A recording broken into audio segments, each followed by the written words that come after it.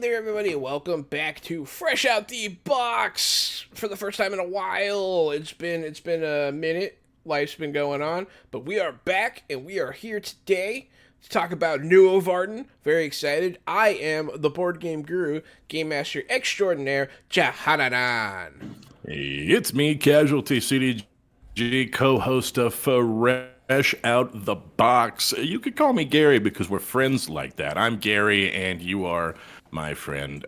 Usually we do a session 0. We're going to do a session -1 now, Jahan. This is our new format, I think. We do a -1 where we check out the book, then we'll do a 0 where we build, and then kick it off into session 1. And so I'm excited for that. Also, look, we have a friend. We have a guest with us on this session -1. How lucky are we? Who, me? Hi guys, long time no stream. This is Keon coming at you from very hot Los Angeles in the San Fernando Valley. I am Jahan's little brother, and I did the theme song that you hear every time you watch the stream. And in the time since I participated in the stream, I've become a DM and done a lot of stuff. So I'm coming at you from a new perspective. Fuck yeah. You're not supposed to swear in the first 10 minutes of a YouTube video. Yeah. All good though. Did you guys lag out for a second there? I definitely lagged out. Did my intro disappear? No, I picked everything up. Cool. Well, I'm excited to be here. Thanks for having me back. Hell yeah. Yeah, most of it sounded really good. It's really cool that you're coming back this time from a DM perspective. Yeah. Last time you were in ttrpgs as a whole, so that's really cool. I'm excited to see how you've grown as from your perspective but that's neat. Hooray. Yeah, man. Thank you. I mean, I actually DM'd something back in spring. Like in April, I DM'd a little thing. I DM'd a little weekend thing for some friends. So hell yeah. I still pop out a little DM under the belt every now and then. And I've never DM'd anything. Well, John, we're going to let you do it. We're going to let you DM Nuovarden. And Nuovarden, there's something special about this game. It is made by some dear friends of ours. And I think this goes all the way back to maybe 2022, Jahan, when we first were talking to Aaron and Ty about it. That's when they put pencil to paper. I believe this was a dream Ty had that they sort of manifested the entire thing into a physical game. Our friends over at Adventure Sling, shout out to Aaron and Ty. I'm excited to check this book out. I am too. I'm looking at the cover. Initial thought of this book was that it was like a dream realm setting and was going to be really sort of high fantasy, like playing Celestials and things. I love the cover is giving us some classic D&D, classic dungeon monster stuff. It's really cool. I was saying before we streamed, but it's just crazy. I know Aaron, and you know these people personally, and I'm like, cool. What? I don't know. I don't know what I expected. I had no reason to not expect something so legit. But this is a legit ass book, complete with the human-made, not AI-generated artwork.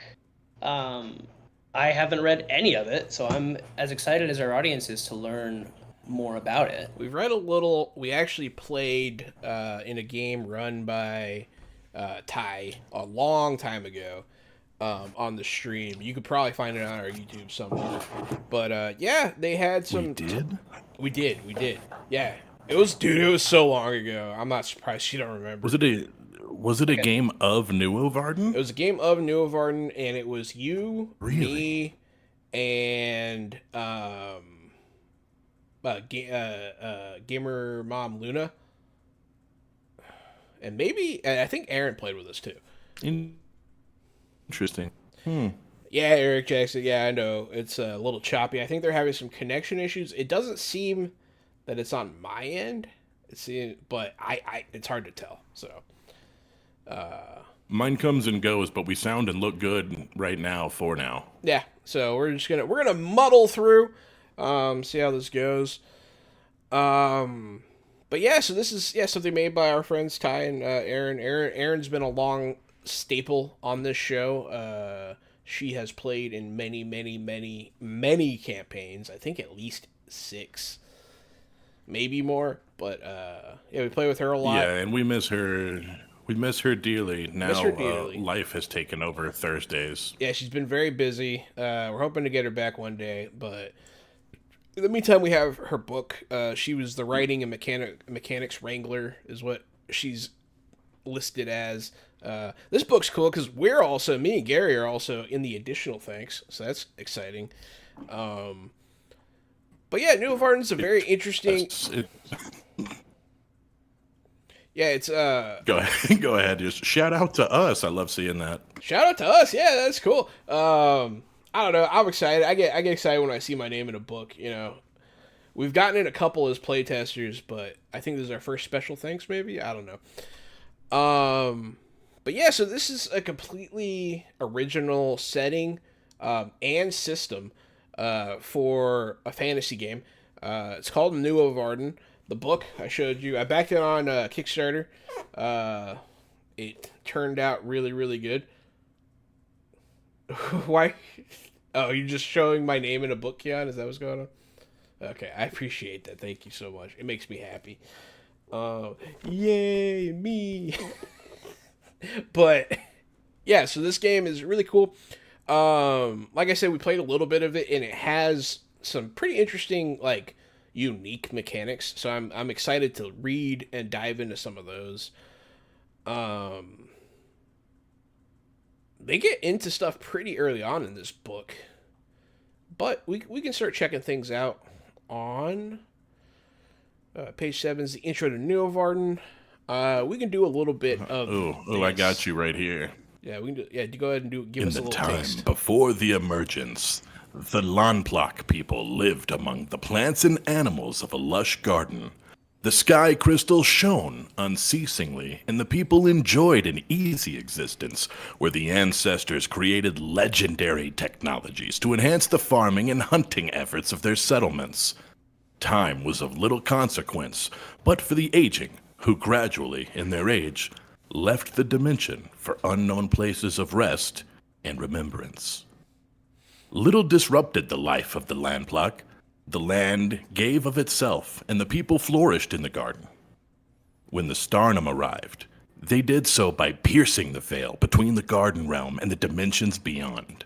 These powerful, formless beings brought into the realm the power to manifest all that they needed merely by willing it into existence. In the garden, they found a rich landscape to explore, and through their intentions, though their intentions were good, the outcome was disastrous. The garden took delight in the new energies that the Starnum brought, responding in ways that excited the visitors. But the disturbances across the land frightened the Lanplak, driving some underground, while others closed themselves within the walls of their villages. And before the Starnum realized what was happening, the garden drained them of their abilities, absorbing their manifesting energies into the landscape and leaving them with only the power of the mind. The sky crystal cracked, and something previously unseen descended over the garden. Twilight, when the crystal dimmed to a mere ember of its normal radiance. Fatigue became a heretofore unknown burden, and the Landplak and the Starnum joined the rest of the garden's creatures in periods of repose lasting 10 hours each phase. When the Landplak woke from this first repose, they discovered a bizarre, new presence in their village, workshops, and yards. Another life form had emerged, and another, as the manifesting energy imbued the aspects of reality with sentience.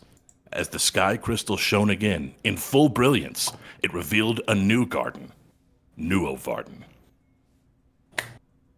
That's fucking sick. So can I translate Thank you. what I interpret? Yeah, go ahead and So, give us a little summary here.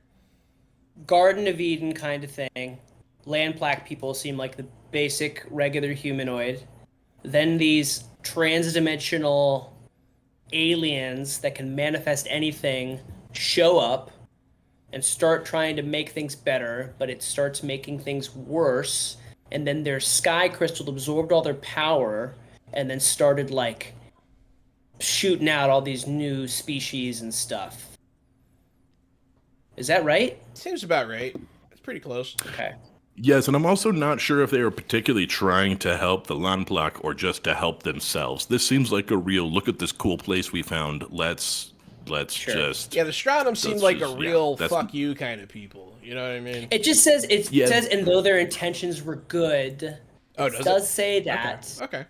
But It I does mean, say maybe that's that, up for but it never debate. talks about like an alliance between the people either, right? Yeah. Road to Like hell. You I'm know sure what I their mean? intentions were good for them. Yeah. Like were the British intentions good? I don't know. For them, I'm sure, but it sure doesn't fucking look that way in hindsight. Thank you. I'm getting a real colonial vibe from these Starnum, except if they were extraterrestrial or extra dimensional beings. PK Jana, thanks for the follow. Oh no, something else happened. Oh, Riley. Riley liked our stream. Thank you, Riley. Um, yeah. So, Nuovarden is a unique system. It's a 2D4 system. Don't really remember exactly how it works, but we're gonna get into it. So it is called the Fortunes D4 system. So that's what they're calling their system. Maybe we'll see it in more games from Adventure Sling Production in the future. I don't know. But so You will. the DM's called the Seer. The players are players. Action dice. The Fortune D4 system is designed for broad player agency using a simple mechanical structure. In most instances, players roll up to 2d4, referred to as action dice, to determine success and failure when attempting to resolve an outcome.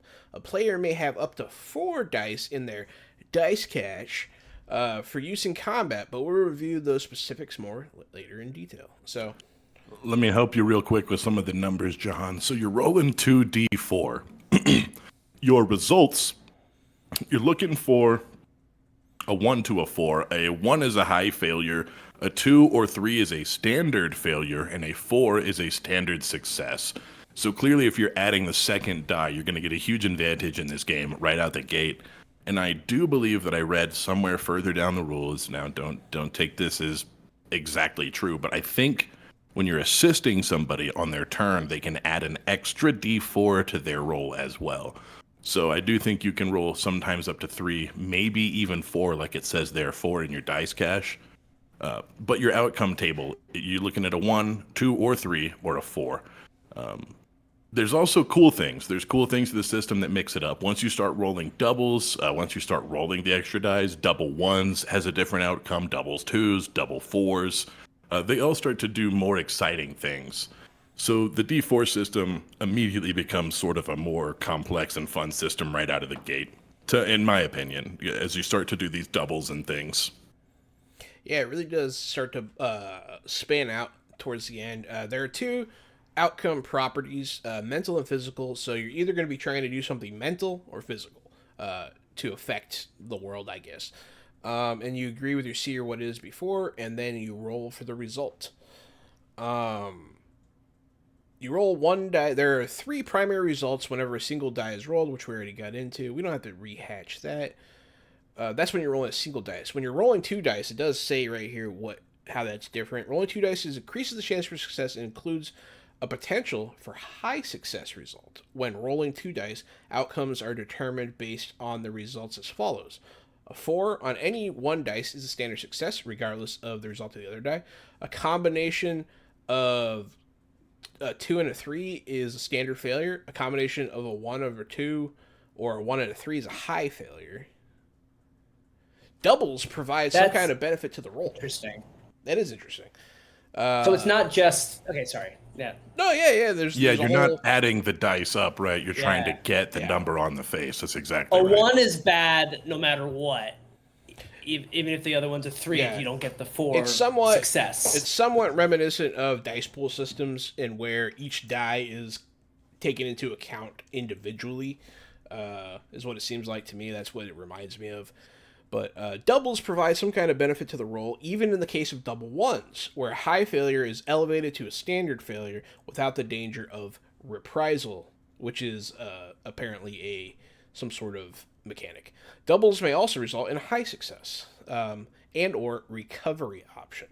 So the double results There's a little table here, and it says essentially, yeah, the little table there says essentially what we just talked about.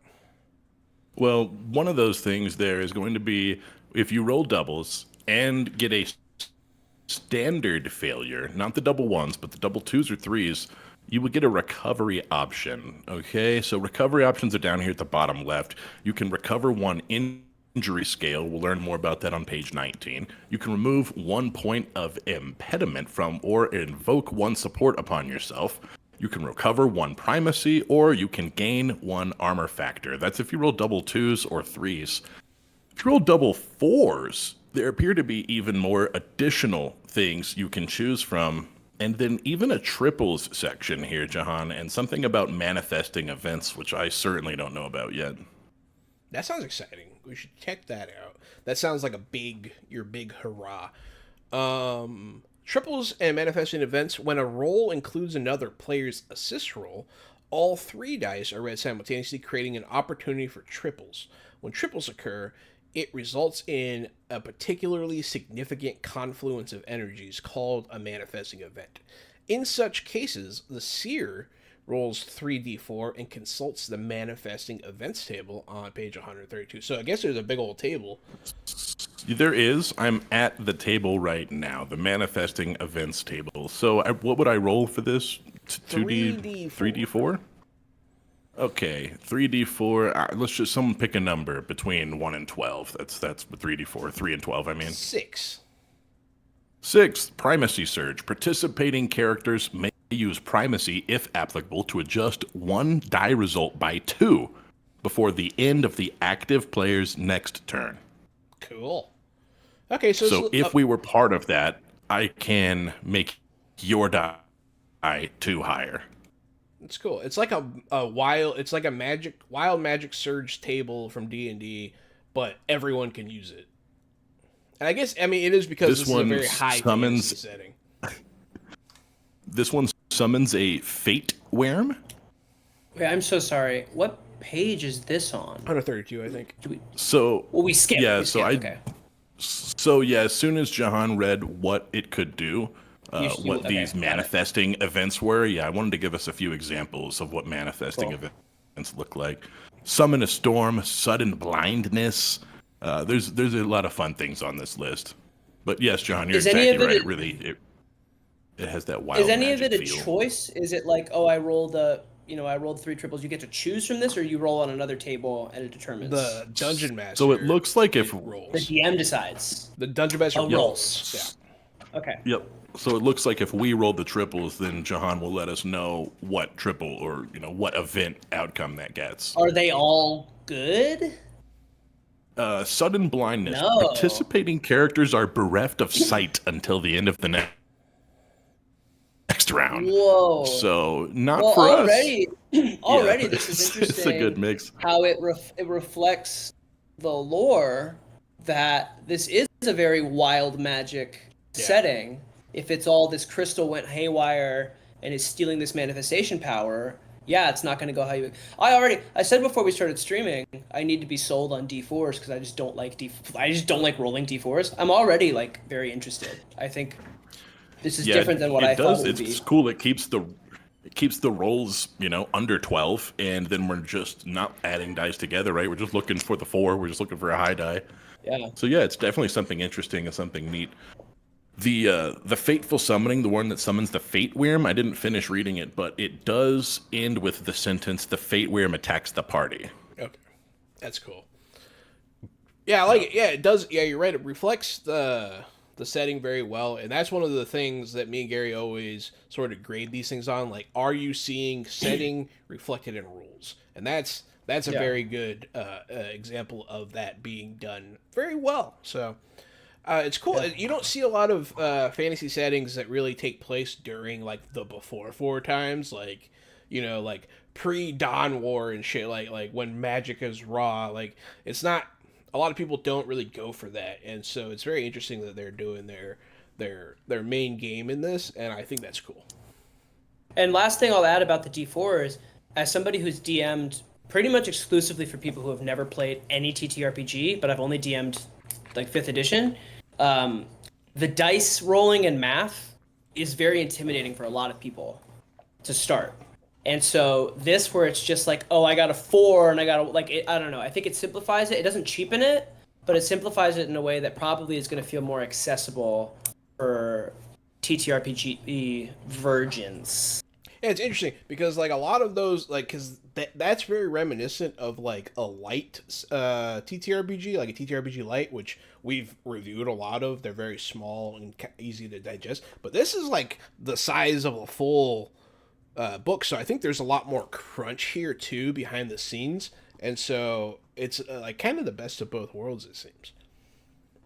So it's cool. Fives and zeros, primacy creatures and other circumstances. Primacy creature effects and other circumstances can potentially change a die value to either a 5 or a 0. A 5 applies to challenge rolls and increased difficulty scale. A creature with a related discipline may apply primacy to exceed natural 4, effectively changing the result to a 5.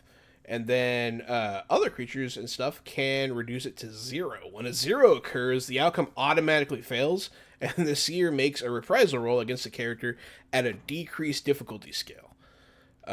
Success causes 1d4 damage and slows the character until the end of the player's next turn. On a high success, replace slowed with hobbled.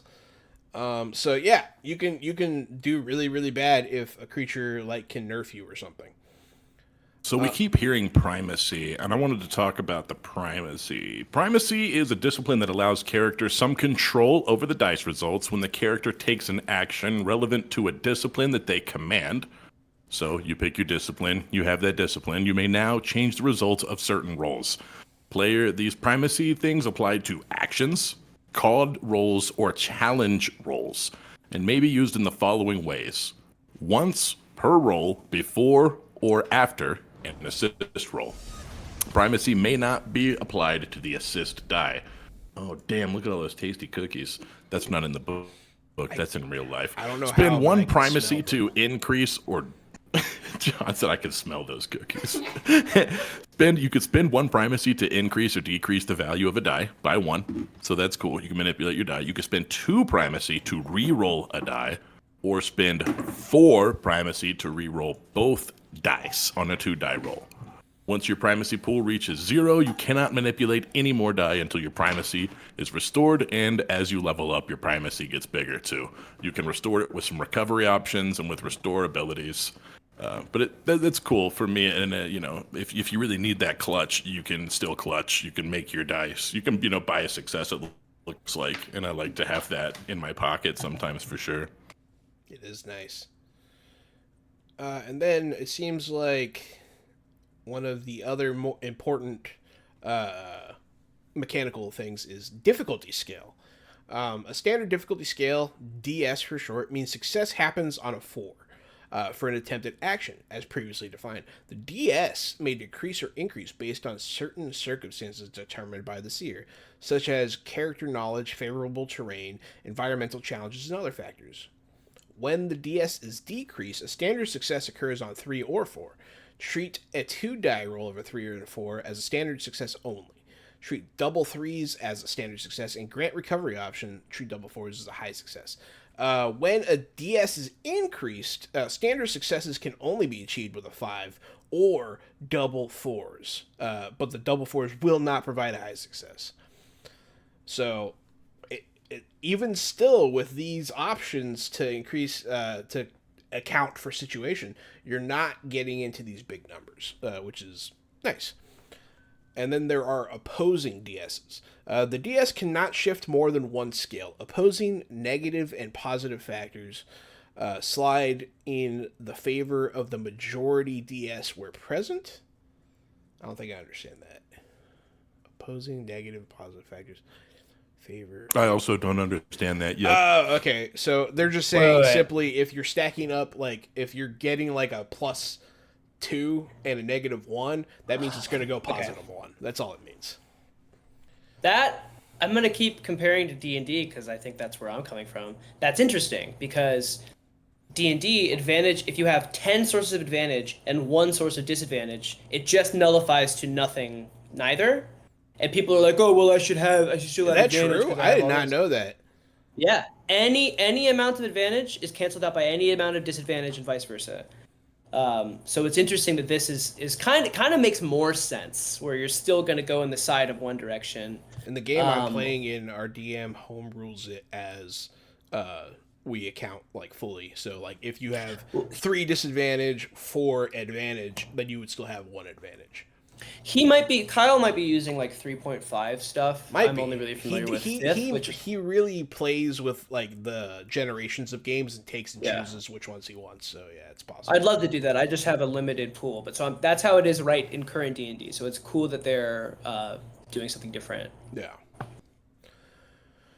And then after that brings us to the dice cache. You want to read that one, Keon? Yeah, y'all tell me if my audio is still not good. So far, it's been okay. Cool. The dice cache is a collection of D4 dice available to the player for resolving action rolls and assist rolls. Okay. During combat order, action rolls and assist rolls expend action dice from the dice cache, and once spent, are unavailable for use until the start of the player's next turn, when they automatically replenish each turn. Okay.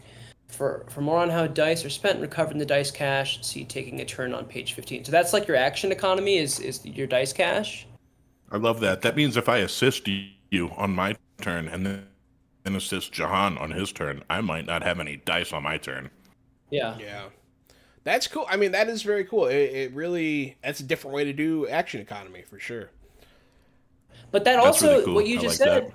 You can assist 2 people on one turn. Because usually assisting somebody in combat on their turns, that's right, isn't really that great. You're better off doing your own thing. But if you can assist 2 people on their turn, that might be worth it sometimes. No, this really changes up. They're really doing something unique here with agency and action economy that I think solves a lot of issues that more standard initiative orders tend to have. I think that's cool. We should probably move on a bit further. We'll talk about, I think the last role we should talk about is probably reprisal rolls. The dangers of combat and manifestation are often amplified by poor position or overexertion. Creatures in a precarious position find themselves subject to a counter effect, referred to as a reprisal roll. Reprisal roll is the effect of a high failure on an attack or manifestation action roll. Or when one creature moves away from melee engagement with an adversary. In such instances, the seer, against PCs or NPCs, or player against adversaries, immediately rolls 2d4 to determine the effect below.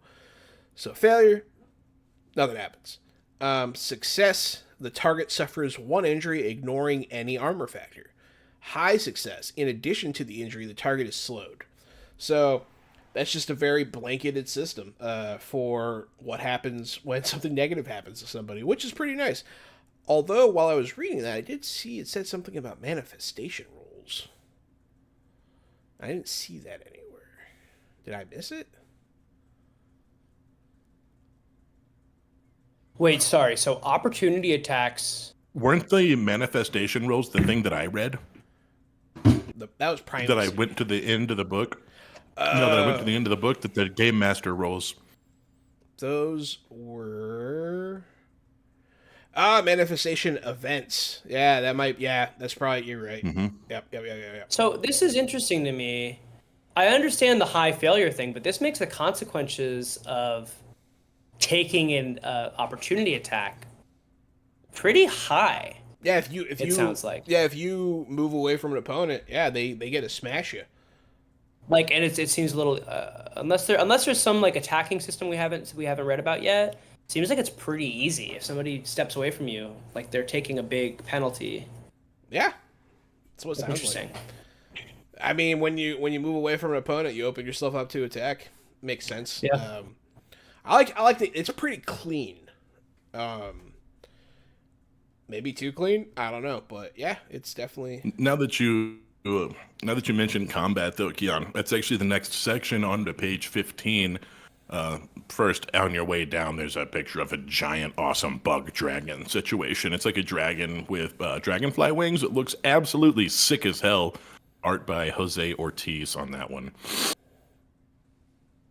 Okay, combat. The way this kicks off, we get to choose where we go in initiative. We, the players, get to just decide where we go. It's not based on dice rolls, it's a conversation. Combat is, let's see, what words do they use? There we go. Players negotiate among themselves to fill the positions 1 through 4 to determine the order. Then, the game master, you can roll d4s for all the other creatures and stuff. I was looking at this and it's pretty cool. You take your turn action, you roll up to 2 dice, right? That's what you do on your turn. Or you can spend one of your dice to just do a thing, all right? And here are the things that you can just do. Control your mount or vehicle, board a mount or vehicle, end one of your own active manifestations early, imbibe or feed a consumable that you carry, maintain your own active manifestation until the end of your turn, move your own active affected area manifestation up to 16 feet, negate reprisal rolls as a result of moving out of enemy melee range. You can spend a dice to not provoke opportunity. That's good. Or That's good. That's move up to full available movement 1 additional time. So yeah, I knew as soon as you mentioned that you'd want to know that that was in there as one of the things you can spend a die to negate. But now you're down that die until your next turn. Yeah.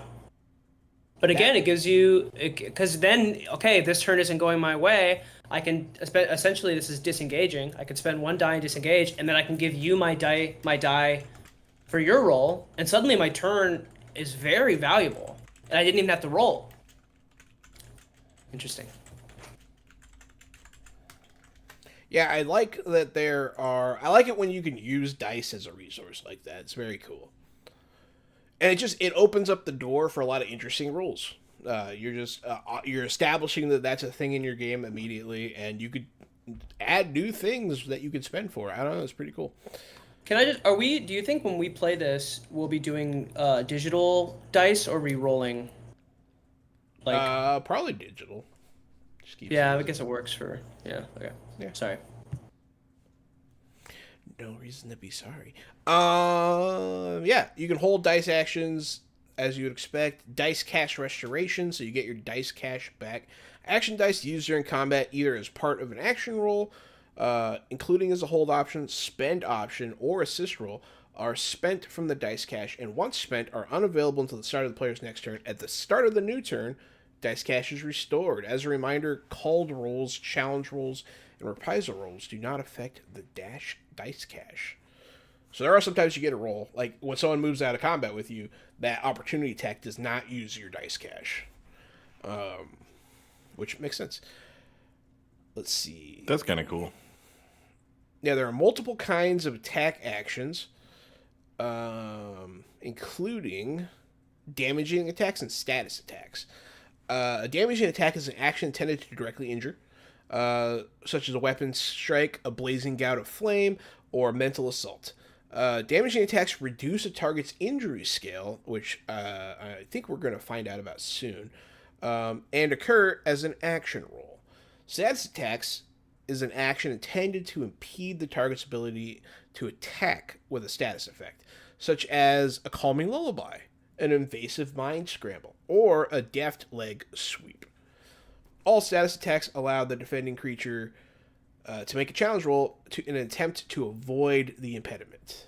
Alternatively, a character may manifest a support status effect in an attempt to benefit an ally. If the target is a willing participant, no challenge roll is necessary.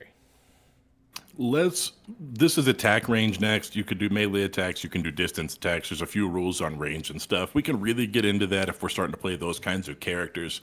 I do think the next really important thing to bring the attention to is the manifestation actions. I'm excited for this, yeah. Players cannot stack the same manifestation except at the seer's discretion. Manifestations can take many forms, including attack, action, support, or even environmental effects. Players use manifestations by defining an intended outcome and relevant discipline. The player suggests a narrative outcome to describe how the manifestation fulfills that outcome and makes an action roll to determine success. A character must have the appropriate discipline in order to create the intended manifestation. Unless maintained, all manifestations last until the end of the manifesting character's next turn. That includes surprise rounds and stuff. Absolutely. You can maintain it. That was one of those actions we saw earlier where you can spend one of your die to maintain a manifestation. Very cool. Yeah, the first sentence in this is actually like kind of setting important or whatever, but what this is the denizens of Nuovarden, so anyone that lives here, draw upon a strange energy in the world to generate remarkable effects. So manifestations are kind of the magic of this world. You know what's funny is this seems like a little bit more. I'm just thinking because fresh out the box, my first ttrpg was Wild Sea with you guys, and there was like the whisper, speak or shout mechanic, and if you shouted something, it like became canon or something. This seems like that system is great, but it seems like a more systematic, like thought out version of that. It is, and I do love any game that gives characters a little narrative control, and putting a hard resource on it like this, where it's like, okay, you have to have this one specific focus to do the game-breaking stuff. Like, you can only do this ball of game-breaking things. And I'm really excited to look at the disciplines later and see what manifestations come with those. I'm really curious now. The only thing I remember from when we played was I was one of the small little elemental children creatures, and I like summoned a big earth thing one time. So you can do cool, but you can do stuff that's probably more subtle, more different than that. So pretty cool. There's mundane actions, there's free actions, there's move actions, movement. None of that's going to be anything different.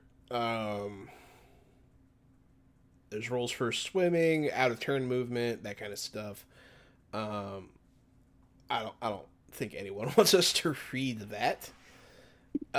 Hidden invisibility rules might be interesting because of what they just did to that in D&D 2024, but we can skip that anyways. Kyle's so mad about it. It's pretty funny. Wait, what do they do? So now when you're like hidden, like when you stealth, you're considered invisible. Like not actually invisible, but you have the status effect invisible until someone sees you, and it's really dumb. And like I think I need to read that. That's interesting. It is interesting. It has a lot of mechanical consequences. And it is an interesting change, but yeah, it's just really funny. I think the next important thing we need to read, we've been hearing a lot about this injury scale. So injuries are the outcome of damage. So obviously the injury scale is important. Injury scale is the tracking system for a creature's health. When a creature takes mental or physical damage or receives healing to it, it is reflected in the injury scale. Okay, that doesn't explain it. Well, I mean, it's HP essentially.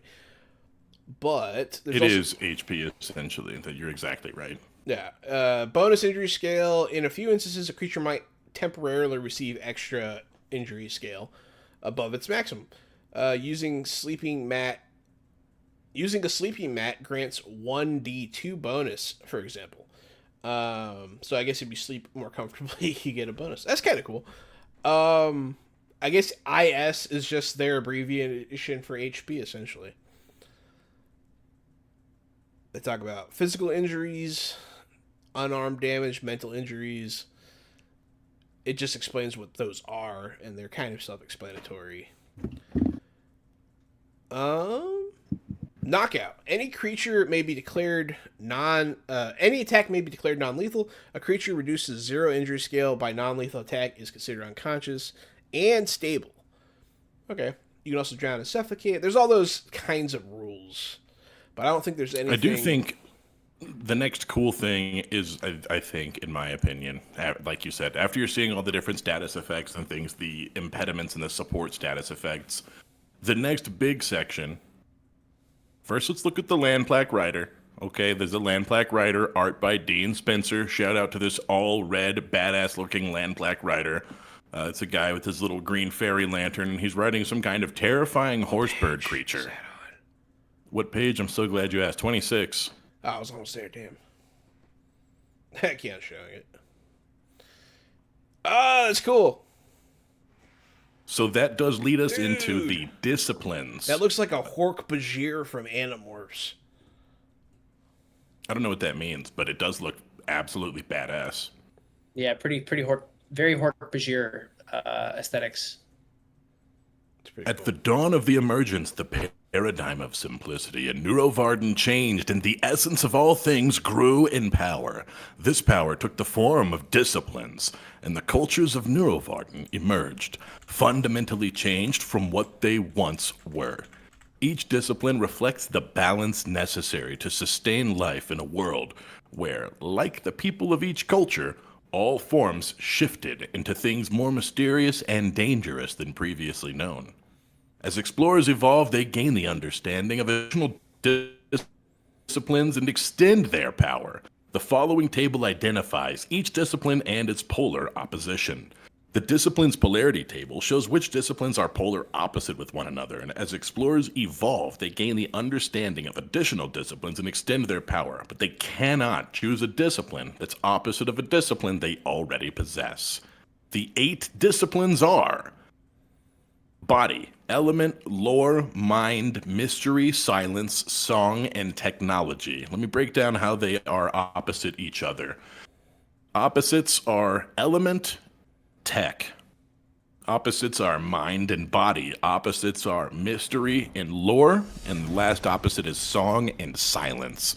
Now, each one of these disciplines has its own description, and they're very well written. They're really cool. Each of the 8 disciplines embodies an essence of reality. When characters manifest outcomes with these disciplines, they draw on those essences needed to succeed. It is therefore important to understand the composition of each discipline in order to apply the appropriate focus to manifestation or other task. Several of the 8 disciplines in Nuovarden embody aspects of both mundane ability and manifestation. Number 1 is body. Influences all the aspects of the physical body, including strength, agility, healing, and morphology. Those with the body discipline are not only acutely aware of their natural form, but they can push that form beyond its physical limits. Furthermore, since everyone has a body, this discipline applies to any physical interactions attempted, whether in manifested ways with the discipline required or in mundane ways. The next one is element. Thank you for the subscription, Eric Jackson. We appreciate you. Yo, 12 EJ, months. kicking it. Happy Thanks, man. anniversary, buddy. Right? Thanks, Eric Jackson. The next discipline is element. Includes the raw materials of the natural world, like air, earth, fire, and water.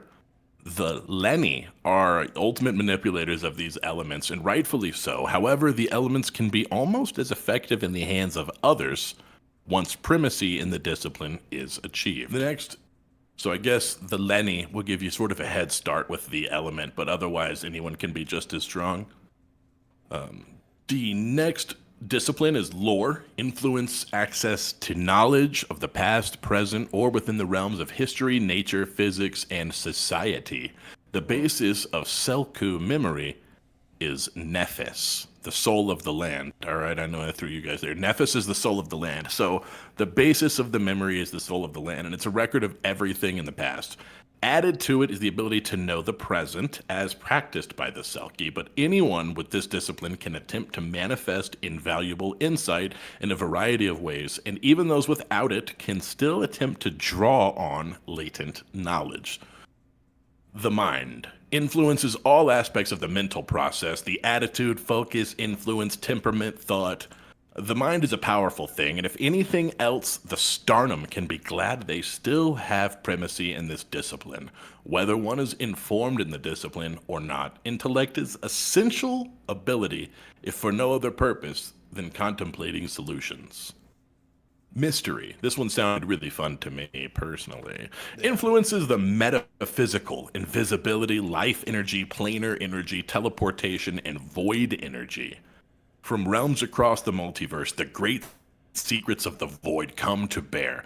Considered the primary discipline of the Ixa, these manifestations draw on weird energy to make impossible things possible. It's right up my alley, brother. Silence influences is all aspects of stealth, shadow, silence, and surprise. Stealth within the animal kingdom is an essential trait for survival. When the Kakuts emerged, they brought stealth with them. Song influences all aspects of art and beauty. Oh, that sounds like Keon. Keon's art and beauty. Healing, performance, restoration, and their opposites, confusion, fear, and injury. Perhaps no discipline feeds the support more than song.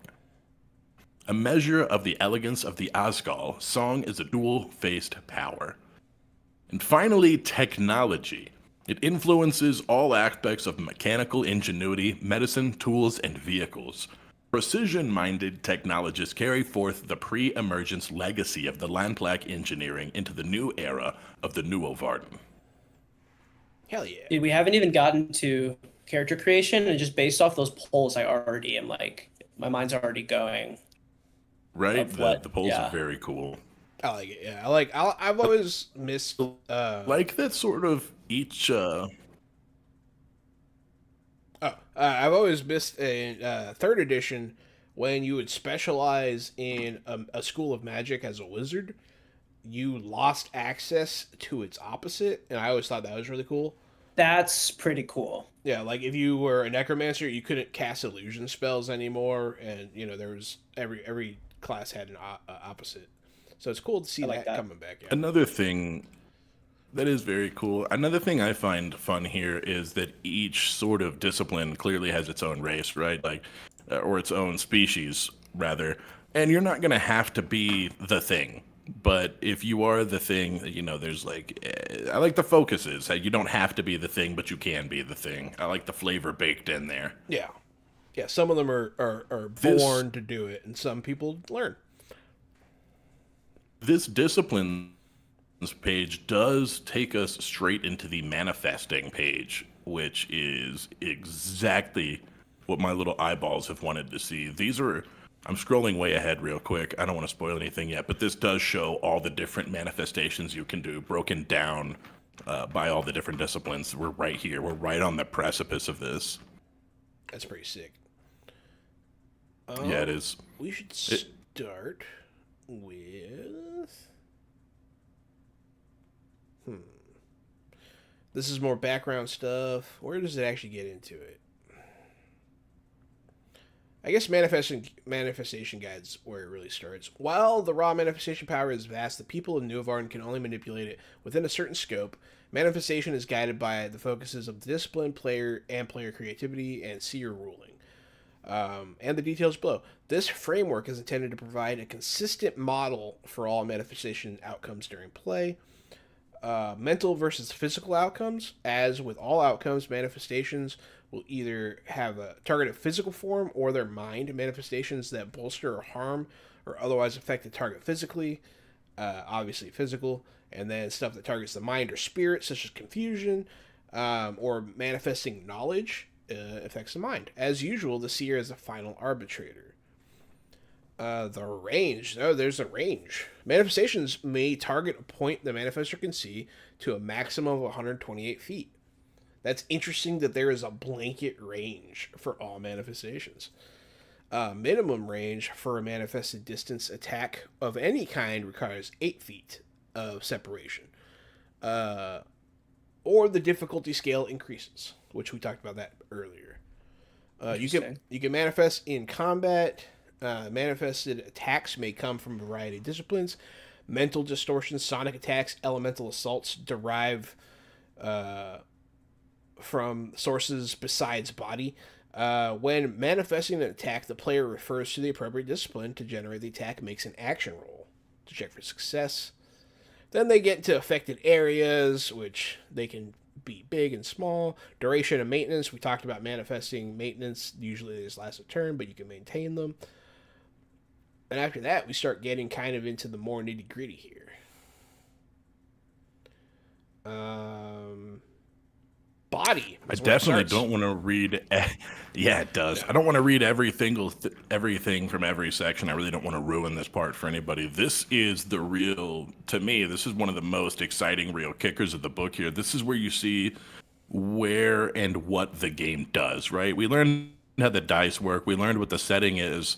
We learned a lot of the vocabulary building up to this point and sort of what it all does.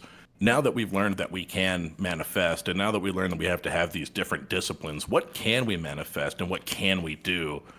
I've already been wondering for a while here. Like you said, body is first. Starts with enhance body, self heal, disarm, melee weapon attacks, things like that you would expect. Sneak is in there, thrown weapons is in there, wrestle is in there. There's not a whole lot of super exciting stuff in here, but what I do think is cool, very cool, is that there are these common manifestations, and then halfway through it goes to mundane actions. So there are magic things you can do and there are mundane things you can do. And it's like this for every single discipline as you go through. Will there be a sneak in the silence section as well? And is it different than the body sneak? Yes. So body sneak is in the mundane actions. So you are physically sneaking. The other way is through shadow magic. You're exactly right. You nailed it. You're 100% right. And what's really cool about this too is when you go from body into element has no mundane actions, 0, because it is all magic. So from body, first you get this huge, like, look at all my mundane actions, I'm a fighter. And then you go straight into the opposite, which is all very cool stuff, controlling water, controlling sight, controlling air, earth. Lots of really cool stuff baked in there into... And you said that's what you were the first time, right, John? You were an element guy? Yeah, I was the... You said them earlier. I forget what they're called. Lenny or the Lenny? Yeah, I was a Lenny. I was a Lenny elementalist. I can't wait to get to those now, right? The species are what's next. Now that I've seen how this works. Because I want to see what they've added and changed. Yeah. I'm so excited. I think so. Is there anything of these? This one. So we go element. Is there anything in element or that you guys want to hear about lore? Anything that you guys want to of these? Yeah, element stuff. Let's talk about lore. Makes sense. You do Avatar shit. I want to talk about the first common manifestation in lore because that's crazy. Talk about it, brother. So lore, common manifestation. So a magical manifestation of the lore discipline is accuse, which is a targeted attack, a staggering shame, a consuming of guilt. The truth can sometimes cause extreme pain. Success manifests a painful truth, overwhelming the target with shame, guilt, and anguish, enough to cause standard mental damage. So it's like... That's very cool. It's like Ghost Rider's penitent stare, dude. That's baller, dude. But yeah, that was a cool one I saw. And then there's all kinds of stuff like... also baked into... Lore is interesting. Yep, you've got find object, you've got analyze weakness, you've got all sight, deceptive notion, and then also in lore they do have some mundane actions mixed in. We've got barter, deceive, harvest, and recall history. So I'm not super surprised to see these. Stabilize is in there, survival is in there, so just knowledge of things. That's a pretty cool one, honestly. I'm surprised at how cool they made the lore discipline. I like it. Yeah, I was like, can we skip the lore one? No, I'm like, I think I have. What's the opposite of lore? Secrets. Or mystery? Mystery.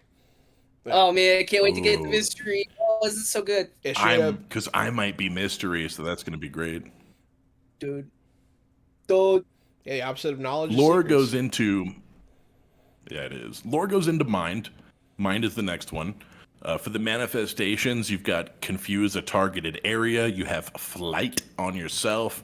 You have frighten an area, mental attack, phantasm, mind reading, psychokinesis, stun, telepathy.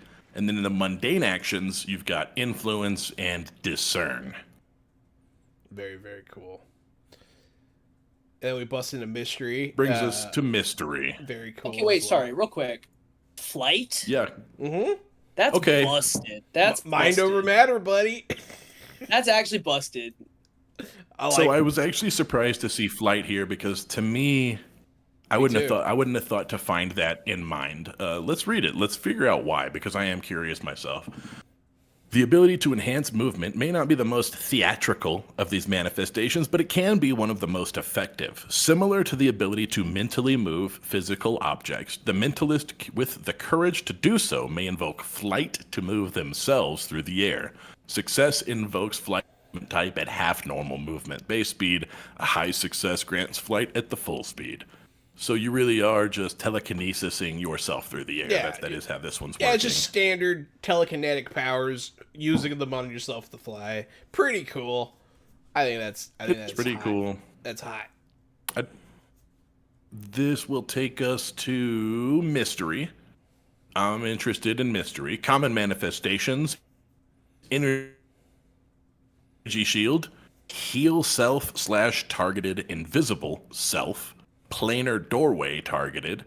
Scry targeted. Summon. Ooh, what can we summon, Jahan? Ooh. The ability to summon allies from the recesses of memory and experience makes the mystic a force unto itself. Success allows the summoner to call forth a number of creatures equivalent in total injury scale to the summoner's current injury scale. On a high success, the total injury scale of creature summoned may double. On a high success, you could double your HP worth of summons. The summoner may spend one action die in place of an action roll to control the summoned creatures, which can take one action and move at the end of the summoner's turn. I like summoning here. The summoner must have previously seen the summoned creature. So you're literally remembering a creature So tight. and bringing it forth from your memories. That's cool, man. See, That's really cool. what I'm seeing in this book is like they have like they bring in a lot of stuff like you see, you know, like elemental powers, telekinesis, but they're adding it in such a way that's very unique. They're doing things very differently, and I think I don't know. I got to give them points for that, man. That's really cool. There are some cool things here. The mundane for mystery is meditation. You can cleanse yourself of abilities or of debuffs, or you can give yourself one of the support buffs from earlier that we saw. Fuck yeah. Silence is going to be the next one. The ability to move through the world without being noticed affords unparalleled advantages, most often reserved for the animal kingdom. Silence represents the uncanny animalistic ability to blend in with the environment, whether stalking prey or attempting to escape undetected. Regardless of the intent, success results in a near mystical ability to appear and disappear within the environment at will. Common manifestations include camouflage yourself, low light vision, hush a targeted area. Sounds like you can make your whole group quiet, maybe. Mute self / target. Restorative self. You can. Yes. It's just a self heal? Yeah, it's just a self heal. That's right. Silent trap and some mundane actions like sneak and subtlety. You know, silence kind of reminds me of that one from earlier. Kind of reminds me of body a little bit. I was gonna say, so sneak is still mundane. Mhm. It's kind of the same. That's been booking the obscured status effect. Yeah, it seems like it's actually kind Makes of sense the that you would both same. be able to sneak. It might actually be. Yeah. Same. Yeah. But then what if maybe there's a way if I'm focused on body and silence, I wonder if there's a way to like super sneak or combine. I don't know. It's entirely possible. It did say that a lot of the manifestations can't stack unless the game master Can't stack. says That's so. right. Yep. So yeah, I don't think you could be double stealthed unless it was something like a mundane mixed with the manifestation, right? If you're stealthy and supernaturally stealthy, those two might would stack. Song is going to be next, and then I think after that, maybe technology is going to be the last one. I think we're getting to the end of the disciplines here. Song. I'm curious to see how this goes. This seems fun to me. Those skilled in the performing arts find themselves adored and sought out for their charismatic talents. The song discipline takes many creative forms beyond music, from sculpture to dance to painting to drama. In the field of exploration, the power of the voice offers healing, support, and assault. Song can both afflict and heal the afflicted depending on its application. The common manifestations: beguile the area. Beguile is a big old charm, a big old charmy charm, right? Then we got calm area. We've got confuse the area, deafen the area, drowse the area. I love that you can do a little jigglypuff action. Then the healing song targeted area, sonic attack targeted. They got some pretty cool stuff in there. I'm not so mad at the song. Pretty cool. For common mundane. Yeah, Go ahead, Monday's guys. just entertain. Yeah. That's what I was going to say. Yeah, you just have entertain, which is exactly. So this is just a bard, right? It's a whole bard section where it's got pretty much every buff and debuff you could want. Maybe not everyone, but definitely a good start.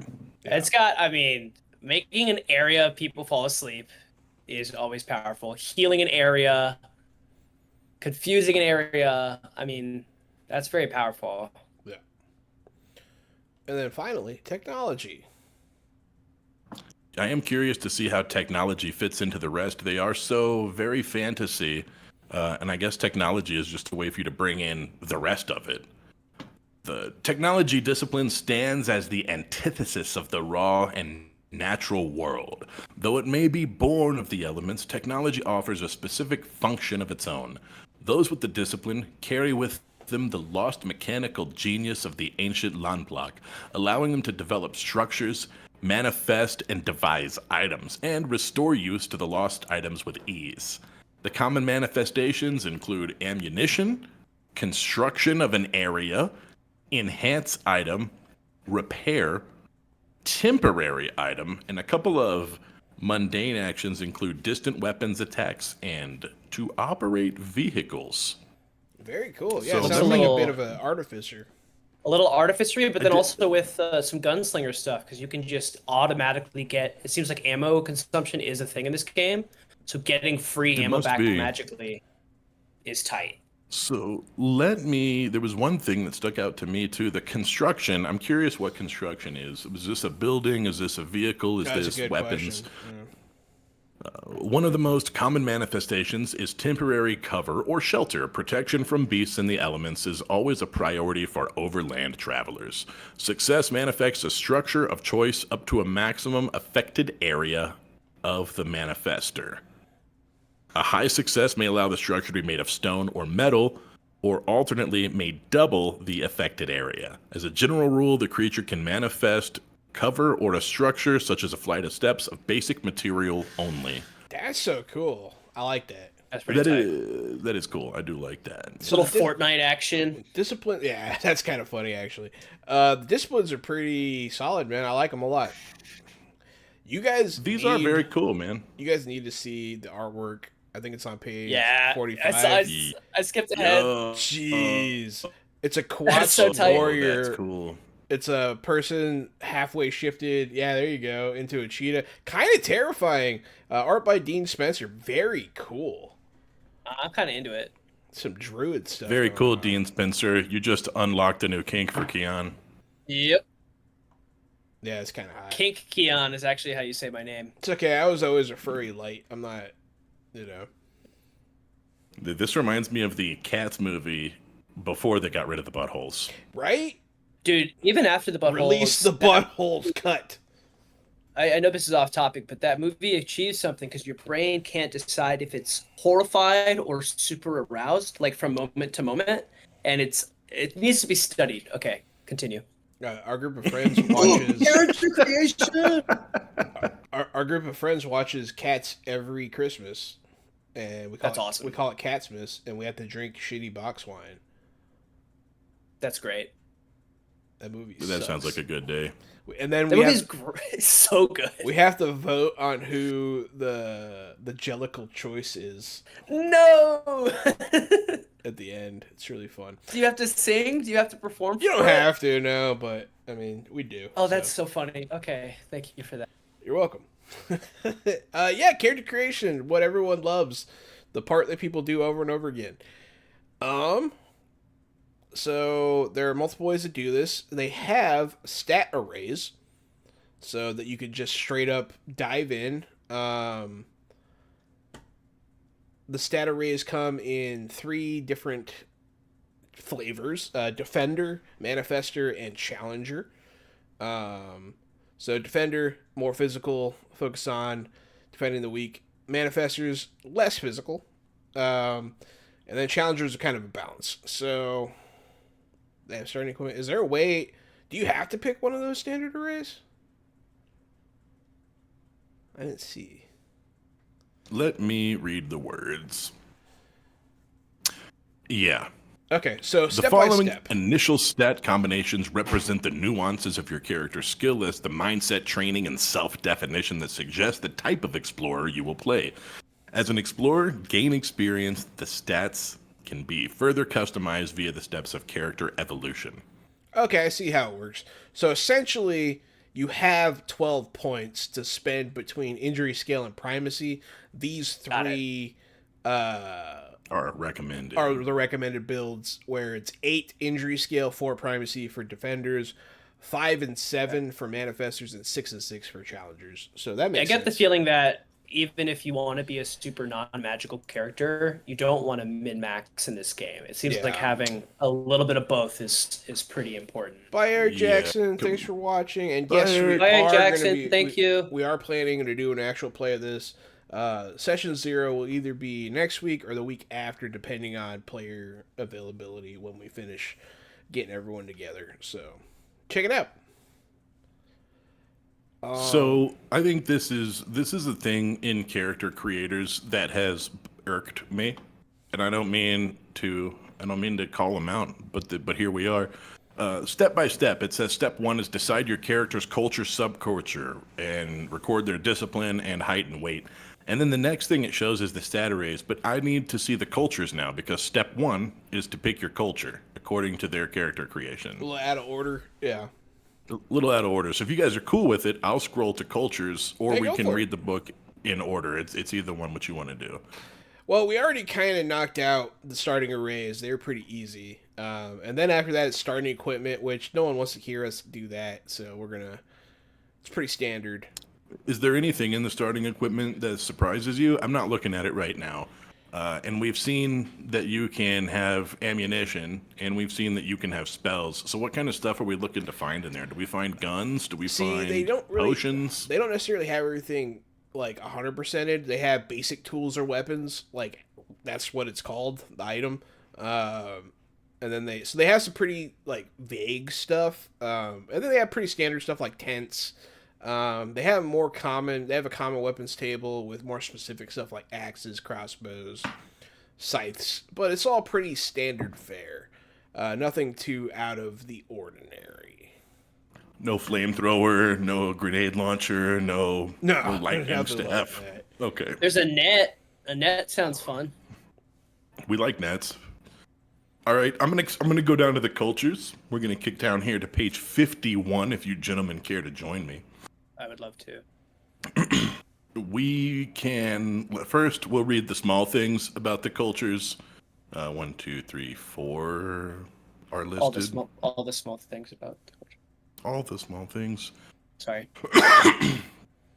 Each culture has innate abilities. We learned a little bit about that earlier. Each culture, sort of has a discipline that's meant to be their core discipline, which I do think may stick you with things that you can't. Right, you can't pick the opposite polar thing. So if Keon wanted to be song, then he can't pick the thing that's opposite of song as Silence. his culture. Right.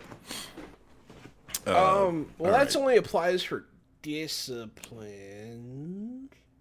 Right, but I think you do come with a core discipline. You must, So, yeah. As discipline we'll see outside how of this their works core out. discipline. Oh, when another culture adds a discipline outside of their core discipline, they do not gain another culture's innate ability. I see.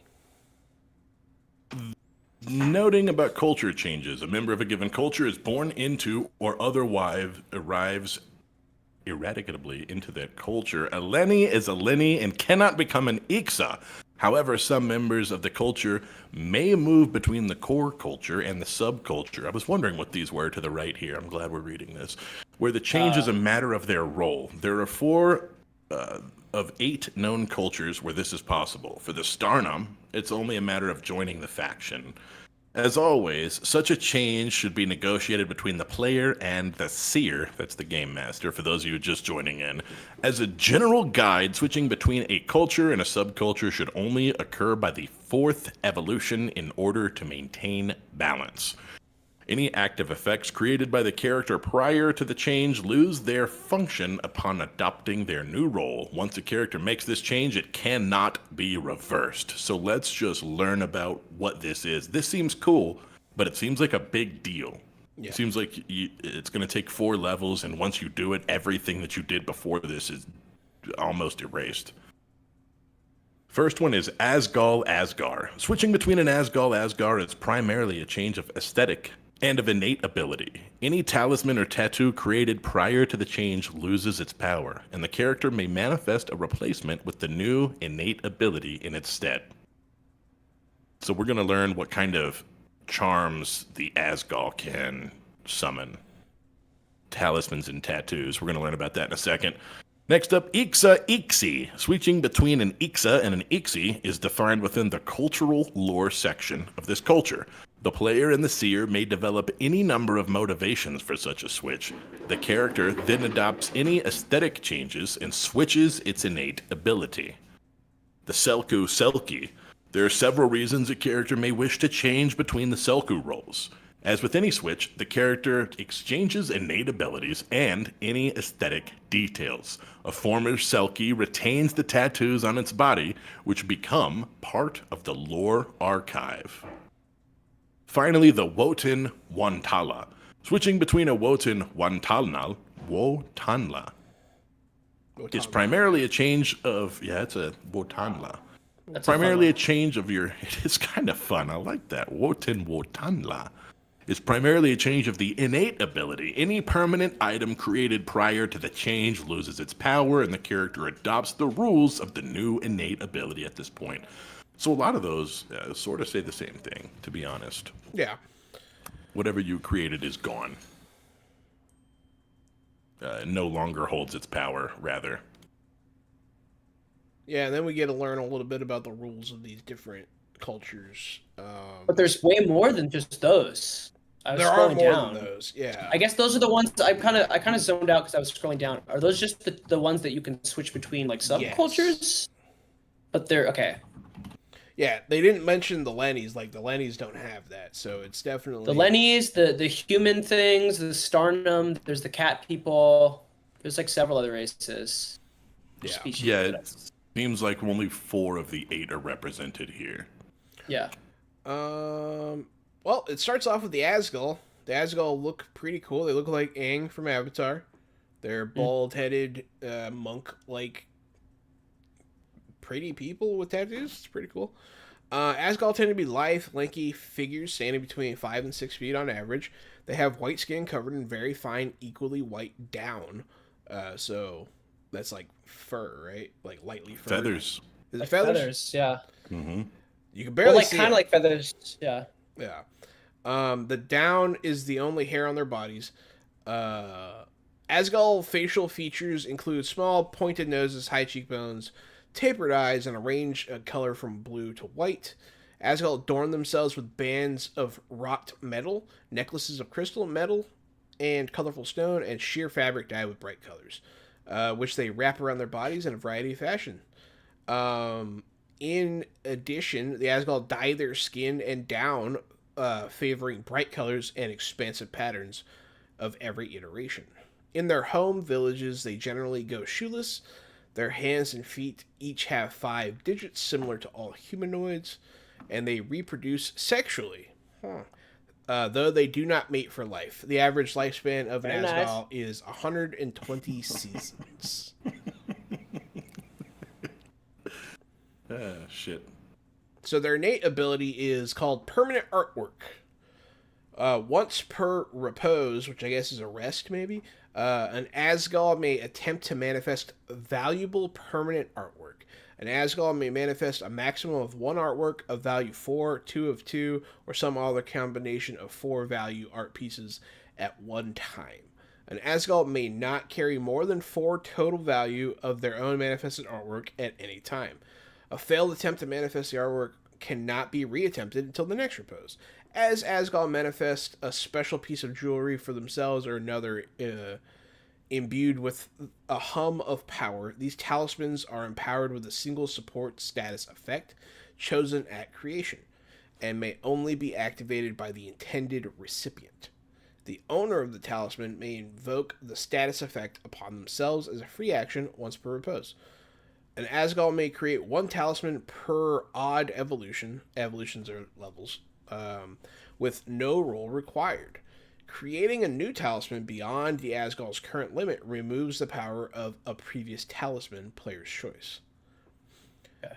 And then they have the subculture, which they can switch to. And some Asgal tend toward a more dramatic form of expression. These individuals practice tattoo arts, creating stark ornament designs across their pale skin. They favor a primarily black and gray aesthetic in stark opposition to the more common culture. Their music imitates heavy, reverberating tones and shrill vocals. So they're just goths. They're just heavy metal goths. So do you pick? Wait. So do you pick? Yeah, because I guess the first one is the Asgal or the Asgar. So you get a different innate feature. Got it. Yeah. But once you're a certain level, you can no longer switch between them. Their music, blah, blah, blah, blah. Cool. And they have the innate ability of permanent tattoos, which has the same value rules as before. They can manifest them for themselves or others. Imbued with a hum of power, these enhanced tattoos are empowered with a single support status. So they're pretty much the same thing as the jewelry, but they're tattoos. Oh my god, can I be a hot goth tattoo artist? Yes, you Sorry, can. Oh, you've been booned, Keon, by Thomas. What's up, Thanks, Thomas. What do I get? I get to be a hot goth tattoo artist. Yeah, I also get to run outside and pick up my food delivery in about 5 minutes. That's what I get. Nice. Yeah, That's really good. I love that. The next culture it shows. Oh, did you want to take a break? I heard your and I felt the break in the I gotta pee pee and I gotta eat dinner. And I'm sorry if I can just step away. I mean, we could take a break, but I was just gonna power through and finish it up. Let's power through and finish it up. Yeah, you could do what you need to do, Keon. I'll step away when the food gets here. The next culture is the Ixa, and they look like fun to me. Their discipline is mystery. They are completely dark blue skin, straight black hair, large black abyssal eyes. They're kind of monk-like, sort of, in their appearance. And a lot of the stuff says their culture, they spend a lot of their mental time elsewhere. A lot of time meditating. And they actually manifest new members into their culture. They don't need to produce sexually. They can just manifest them. That's pretty cool. Innate ability. The innate ability is pretty dope. It is recover the dead. So within 24 hours of a creature's death, you can make an attempt to revive them. If not, if you fail, you fail. If it's not 24 hours, you can't do it. And then the other part of the culture, if you switch, is one of those. It's called Puppeteer, and you make a zombie, essentially. So. Oh, that's cool. Sick. Also, we're scratching the surface, but there's so much info on each of these species. There's like 4 pages. There's a lot. I'm really glad you said that. I'm really glad you said that. For people who buy the book, each one of these cultures is detailed into almost 3 more pages of lore, deep lore, cultural setting stuff. So it does continue to get deeper. There is more to it. We're just not going to read everything verbatim in this book to you guys. No, that'd be too much. Ton of stuff. So that's kind of their shtick. I like their shtick. I like their shtick too. They're mystery based. The first one was song based. This is mystery based. And I told you I liked mystery right out the gate, and then I'm seeing these guys, and I think they're really cool. The mystery is really, I'm really gravitating towards that. These guys, the Ixa look really cool. Having one of those would be a game changer. Ty, the creator of this book, Ty, is in the audience. Says he's been watching for a lot of the stream and is enjoying the first responses as we read through. I like What's it, up, man. Ty? Good stuff, Ty. The next one is the Coquets. Cacoots. Yeah. Bipedal animal people that are unnecessarily attractive in their animal forms.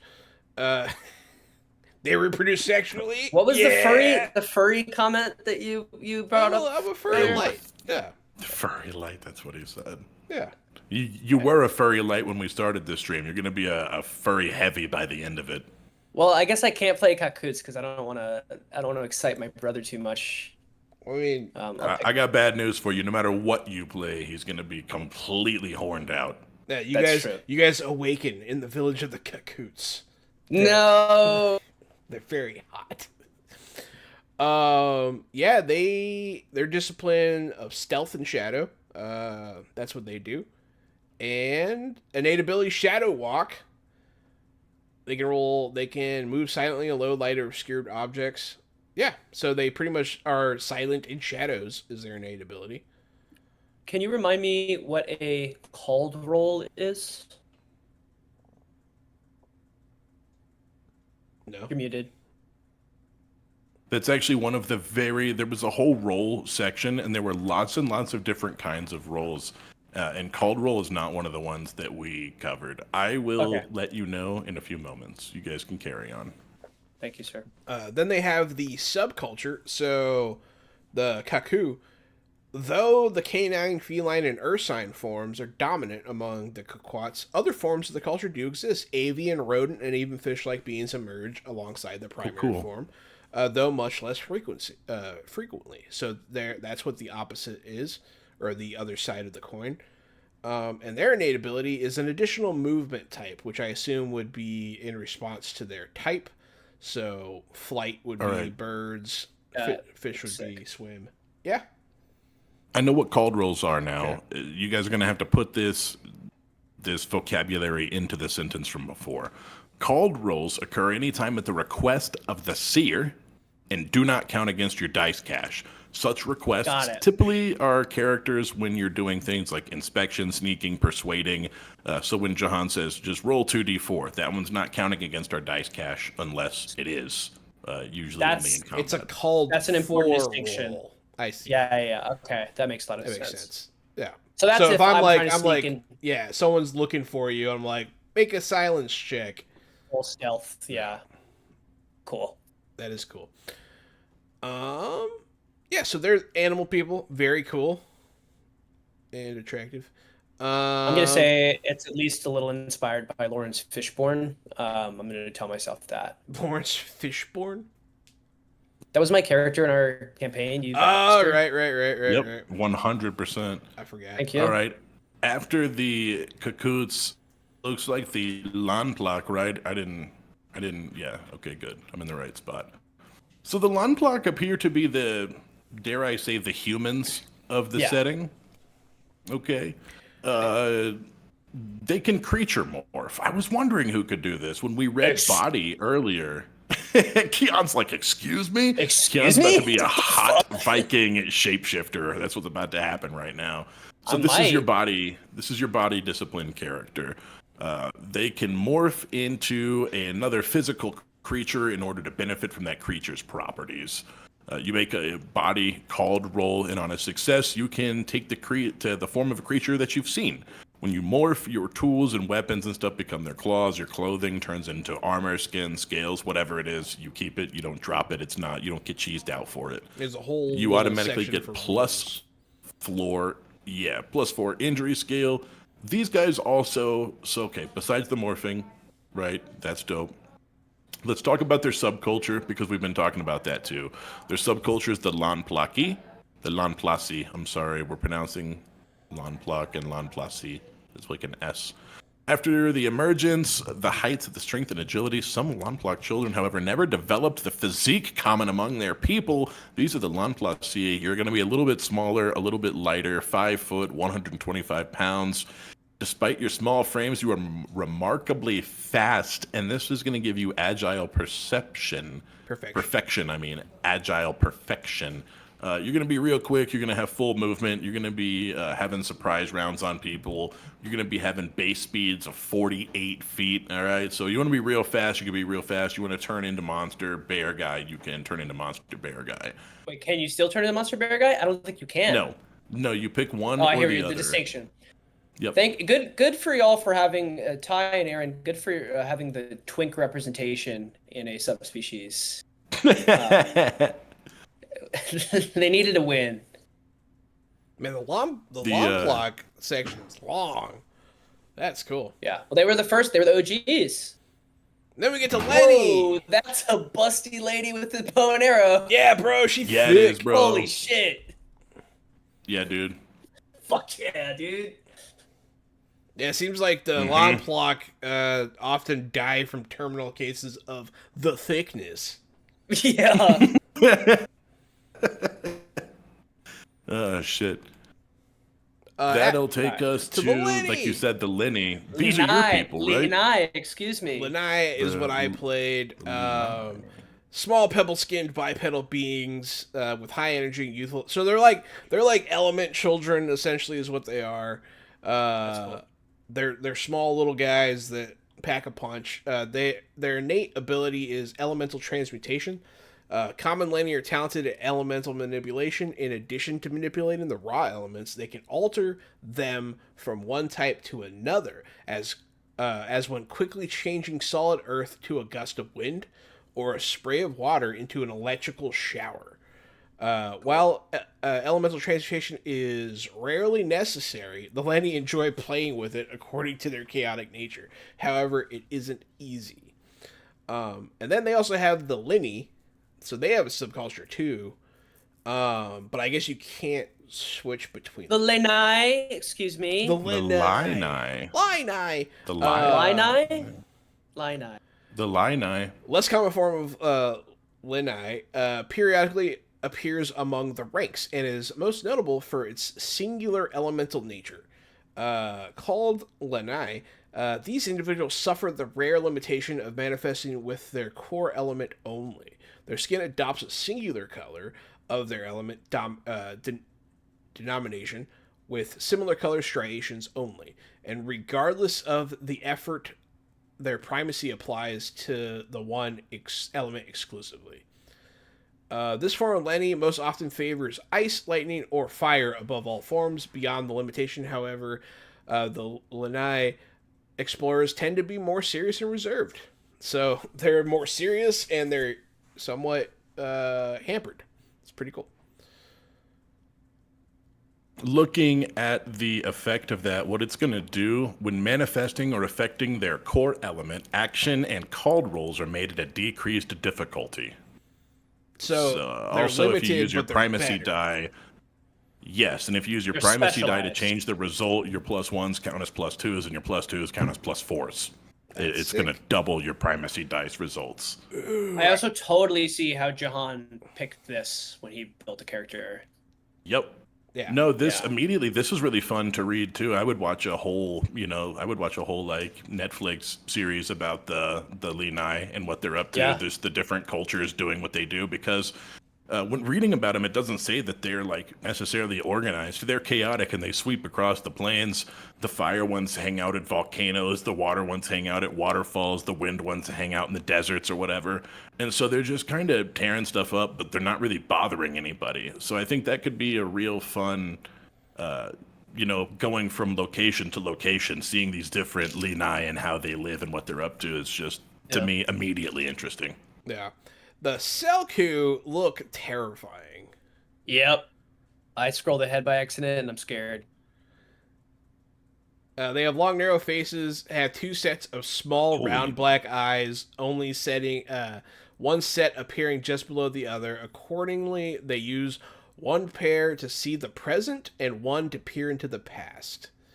They have nostril slits instead of noses, downturned mouths which they speak their knowledge, and long, voluminous hair appears woven of silk. These things are scary looking, dude. Yep. Their innate ability is oracular recall. When a Selku attempts to reach into the depths of memory, it is possible for them to manifest knowledge of the past, even when they don't personally know it. On its turn, a Selku focuses on the pre-emergent lore they seek.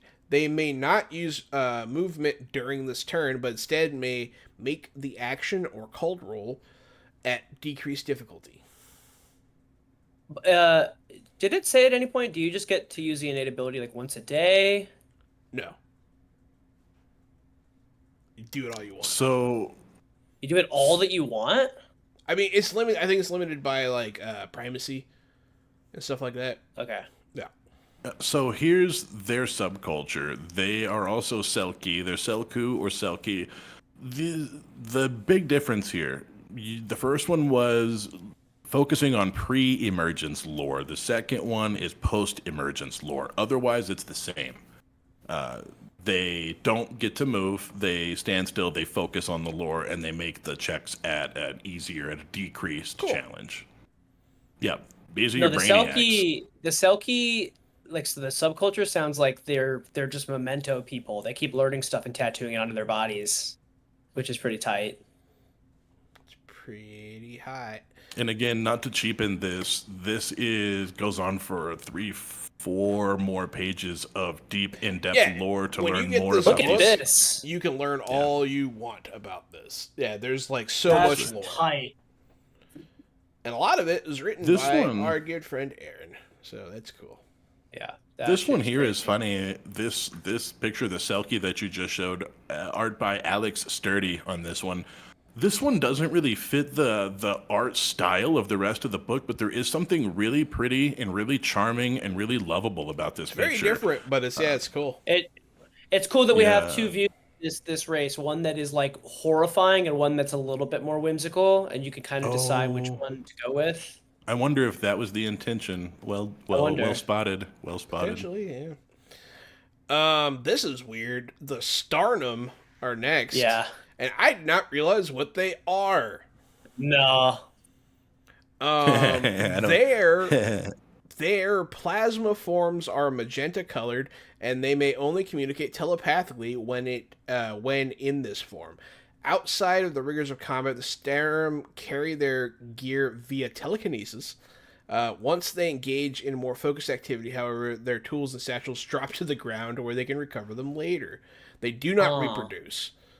The only natural power left in the Starnum since their arrival in the garden is the mind discipline. Their minds are powerful, capable of moving physical objects, flight, and telepathy. In their core form, Starnum struggle to engage with the physical world, moving slower than other denizens, and through resistant and physical injury, they are especially susceptible to mental attacks. In order to overcome some of these limitations of their true form, they often inhabit other creatures. That was the part I wanted to get to because of the artwork. That's crazy. We'll show again. This often, is what. Yeah. There you go. It's possessing a rat or something.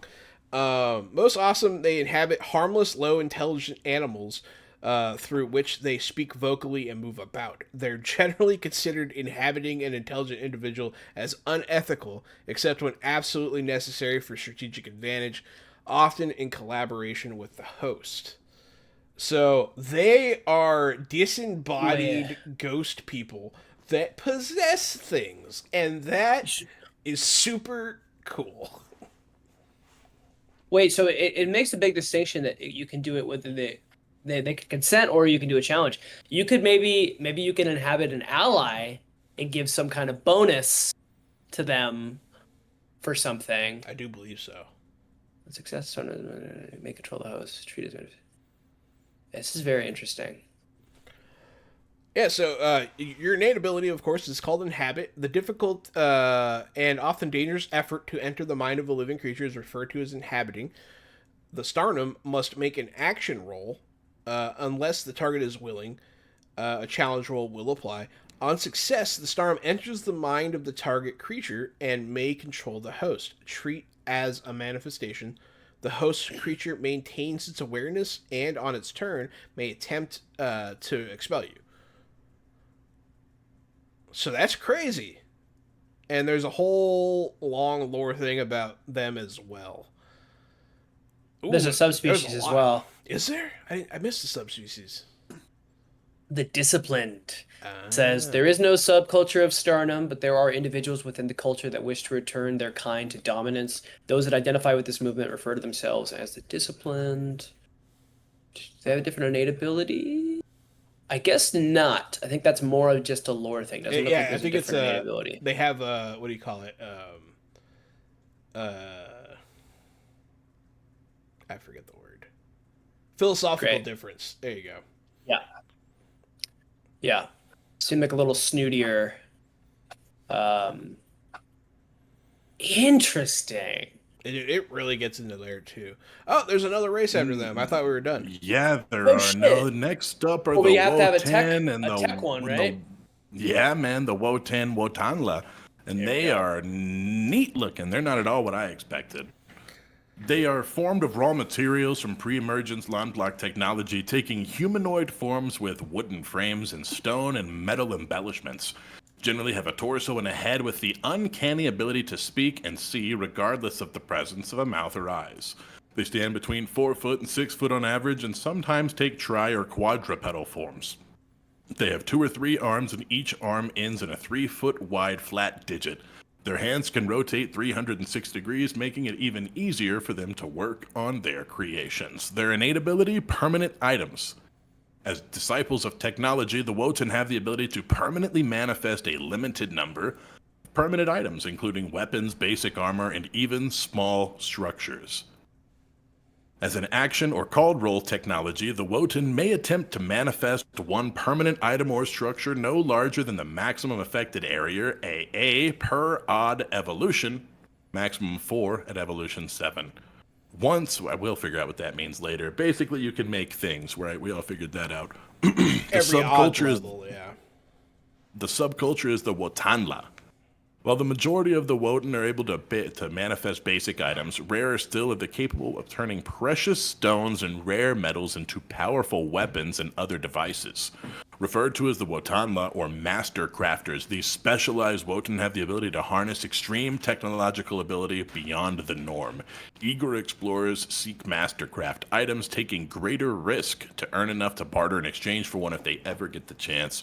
Wotanla seems fun. Yeah. You That's get to Mastercraft from Mastercraft Designs. I'm not sure where that's at or what that means, but that is a thing. Yeah, in addition to the above, at Evolution 3, a Wotanla may make an action or called roll in an attempt to manifest a single permanent Mastercraft item. No materials required. This ability replaces the permanent items available to the Wotan. One additional Mastercraft item manifested at 5. So instead of getting like one every odd level, you get 2 ever. So you get less, but you get better items, essentially. Pretty cool. I wonder if the Mastercraft items are later in the book somewhere that the Game Master has access to. Probably. Oh, so we got through most of everything. What else we got to talk about in this book before we call it a day? I mean, obviously this book's going to have things like monsters. It's having travel rules, all that kind of stuff. But when I we're found the Mastercraft items. I good, think. lay it on me, buddy. No, I'm still going through. There's all these different kinds of items. I found common items, mundane items, unusual items, and then it goes into materials and crafting. Apparently, there's going to be a whole materials table and a crafting system. I found. Yeah, page 93. So I think it's going to be sort of at the end of all this. I think I'll get to the masterwork, maybe. Yep, masterwork designs Damn, plus there's 2 a lot fire of crafting sword. rules. Yes, and these are just design examples, right? Design examples plus 2 fire sword, cold resistant armor, enhanced bow, mug of everlasting liquid. So there's a lot that you can build. Ty There's a lot says you can Aaron create. wrote the crafting system, so that's pretty cool. Good job, Aaron. Yeah, it looks like you can put things together, and through things you can make things. Honestly, it's actually kind of looks not to. It looks Minecrafty in a cool way. Design examples to make a javelin: 1 wood stick, 2 cord, 2 stone. Boom, javelin. Rope, 4 cord. You can make rope. Look at you go. I like that. And it looks like they're all examples too. So I'm wondering, yes, if as long as you follow design logic, it looks like you and your seer can make it happen. Very, very cool. Yeah, no, that's cool. I mean, it's good to have a system in place because people ask to do stuff like that, and I feel like as a really early, like in-world situation, crafting is important because there's not a lot of stuff that exists already. You know what I mean? Yeah, we're kind of in ruins, kind of, It's sort kind of in of. the age one, kind of. Yeah, which is cool. That does take us to a map, and I don't know if you know this about me, but I am map-tarded. I love maps, so I'm gonna stare at this map for the rest of my life and learn everything. That's really cool. You also get into factions. This is the beginning of more of the GME stuff. Yeah, that's actually that's more world building and lore stuff that everyone should know, and then the seer section. So this is a section where it explains arbitrating the rules, the finer points of things that the seer needs to learn, Different aka me. factions in the world is a cool thing that I just saw. Factions is Right above cool. the seer section, sort of the last thing is here's these different factions and what they do and who they represent. Very helpful to have factions like that set out already, because it's kind of hard to just blindly make those in a world you don't fully understand. It does help set I things did up. I did want to know about this. How do you build an adventure, right? You have all these characters who can do all these things. What do we do? Do we go fight a dragon? Are we trying to get gold? What do we do? And there's a building the adventure section, Yeah. which I think is probably going to be nice to have. Yeah, building an Page adventure. 111. Yeah, so I mean, this is the pretty like session zero-y stuff of where does the adventure take place, what threats, what are the rewards. So you're gonna write it out. I mean, it seems like these stories are gonna be um, more explory. The examples that they give, they say more about Earthpunk. So this is an Earthpunk That's what I fantasy was going to setting. say. Down kind of at the bottom right there, where it's like dark brown, light brown, dark brown, light brown. Those are where the examples start of kind Okay, of yeah, yeah. what you might be. The following are some detailed examples. So this, yeah, exactly. This is good. Things that your adventure hooks that might introduce your players to in Nuovarden. Remains of an ancient Lomplok settlement and technology. Records of a conflict between old Lomplok families. Lomplok histories detailed in the songs of Asgal performers. A powerful Selku that keeps an item locked in a pocket dimension, requiring an Ixa to open a planar doorway in an attempt to recover the item. That's very specific. I like it. Yeah, that's a fun one. An Asgal seeks revenge for an injury to their child. The party discovers a monolith covered in runes that light up when activated, perhaps a gate or another manifestation agent. Massive underground cities. That one is its own thing, which is cool. Party discovers dark forest blacker than night. High evolution characters participate in contests limiting the contestants to 2 disciplines. So the classic tournament setting. Deep. What page? What page are we on? We are on 112. Deep clear lakes with a ghostly ambient light revealing massive underwater formations. Party discovers ancient gore statue carved with otherworldly runes. A loud echoing shout carries in the gust of a powerful wind. And coastal cultures with specialized skills in seafaring. So pirate game. So essentially, I mean, it's as open as any D&D game, but it's more. It's just like Seems like you should be using culture powers and culture hooks to really explore the flavor of the world. that's a good way to put it. That's a good way to put it. Yeah, it's very much so that you're exploring a world. It's like you're playing through the stories that you would get from a D&D lore check, essentially. Is like back in the day, the Lenny used to jump through the ground and they created these tunnels, and no one knows why. And oh, cool! I just made. Wait, so real quick, so there's no like class. You pick those 3.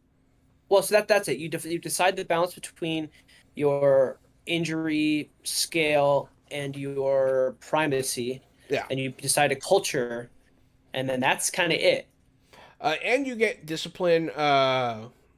which you can get. You can have more than your starting discipline, so you just can't have your opposite. But that only removes one from your initial choice, and then eventually another one. But yeah, so you that's where the core of creating your culture. Oh, Ty has a helpful suggestion here for how you build the things like a campaign. There are 3 tiers of exploration: cultural, individual, and party agendas. So, yeah, like you were saying, exploring the cultural significance of different areas and messing with the different groups. Pretty cool. That's very cool. Initial choice of Speaking culture of- does set your first discipline, but then you get to pick additional ones. Speaking of very cool, go down to page 115 and then scroll down to page 116. It's not actually marked, so that's why I said go to 115. Oh, I see. Look at this playful Linai. dude. Jumping Look from at him rock go. to rock. I love that they're Fuck always yeah, dude. naked because they don't have genders. Yeah, look at him. Yeah, look at him go. Did it He say is that they killing it. reproduce or how they reproduce? It actually It definitely said that, did. It said that they just kind of are in like pods. It says that their culture is just them. They're just there doing the thing. Yeah, they just It didn't pop really out of talk their about- element at some point. It's like, hey, rocks. Oh shit, a Lenny. That's a rock Lenny. do. Yeah, pretty cool. Well, there's a ton of locations. Oh, they reincarnate. Oh, we missed. That. Oh, I was gonna scroll back up right now and see if I could see. Yeah, go the go Lenny. find it. Go find it and read it because there's they are. interest.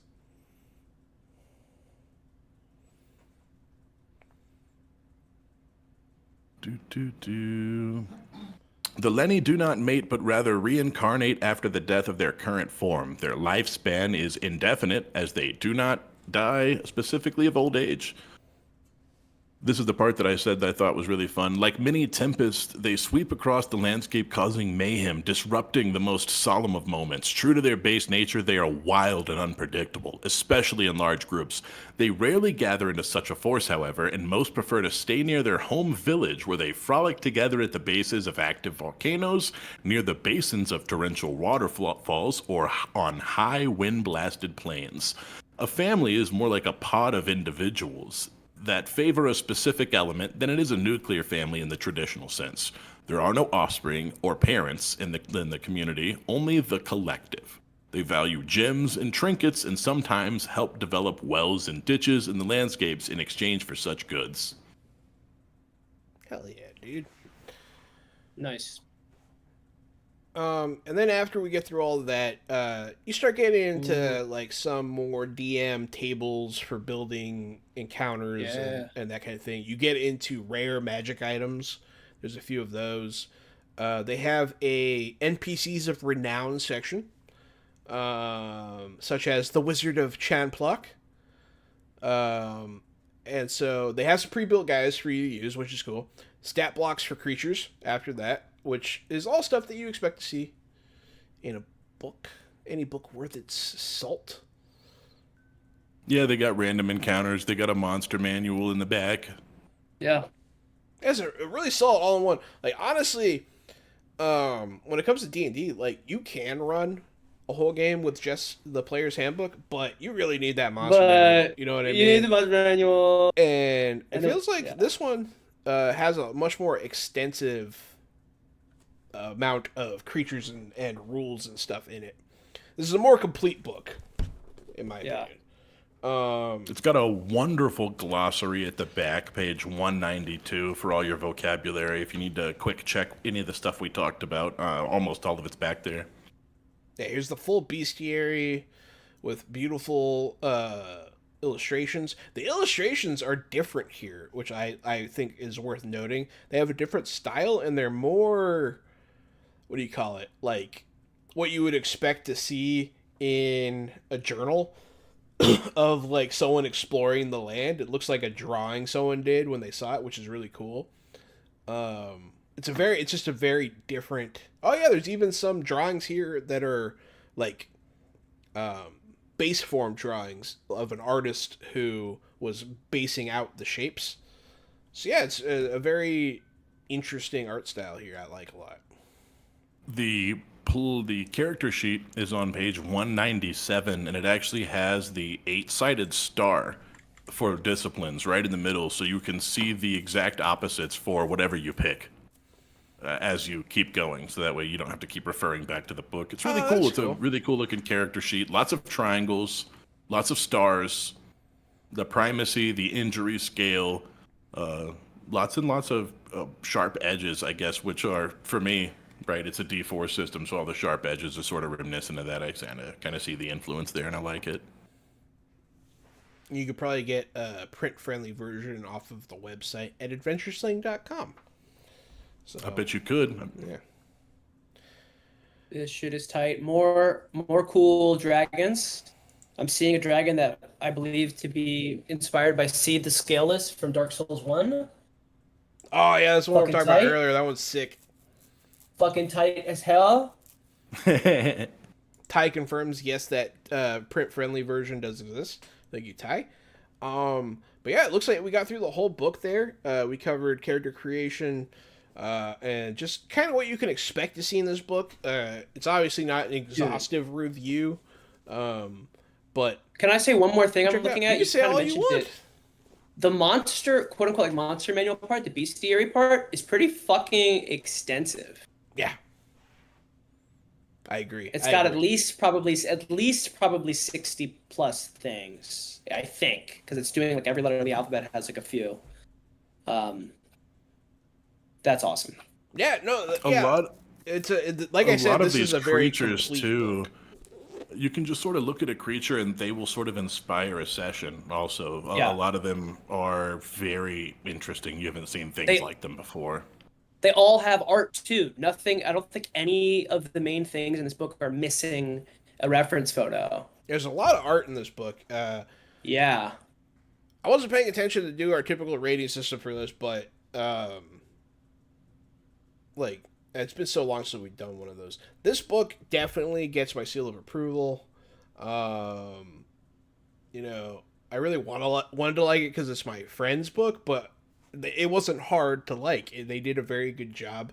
Like Keon said, it's like, man, this is a very complete product. Very well put together.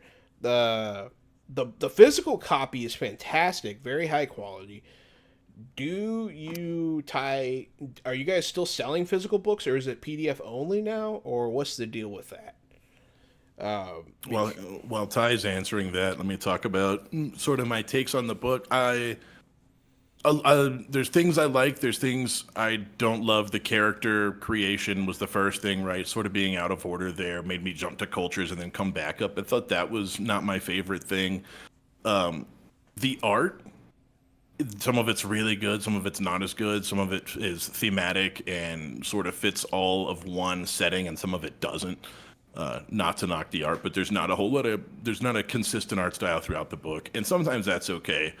But there are some things that are lacking. I don't want to call out certain artists or whatever. I don't know who they are even. Specific artists, yeah. Yeah, but like when you get into the bestiary, for sure, some of them are like really 3D modeled and shaded and stuff, and others are, like Keon said, there are pictures for everything, and I do appreciate that. Some of them are just not of the same quality as others. And I'm sure that's because this is a first book, and this is the first book that this company has made. And I think with all of that taken into account, I think it's absolutely awesome. I think it excels. I think it exceeds and goes above and beyond. But that's just one of my minor This complaints. is one of this is one of the best first company products I've ever seen. We've seen a lot I will say that. of first time products from companies. This is by and far one of the best ones we've ever seen from a first for a company. And Ty confirms. Yeah, Adventure Sling Productions, great job on Nuovarden. Dungeon Mr. Ty, creator of this Nuovarden, says all forms of the book are available through drive-through-rpg.com, digital, paperback, and hardcover. So your options are all there. And I encourage you to check it out. And if you're not sold yet, we are going to be doing an actual play of this in the weeks to come. I believe we're shooting for a 5-episode shot plus a session 0. So you're going to see 6 sessions of us dealing with this game in the coming month or 2. And I'm very excited for it. I've been waiting for this book for a long time. I'm glad that you guys funded on Kickstarter. And once I got my book, I was a very happy boy. So thank you, Ty. Thank you, Aaron, for this. And thank you, everyone, for watching.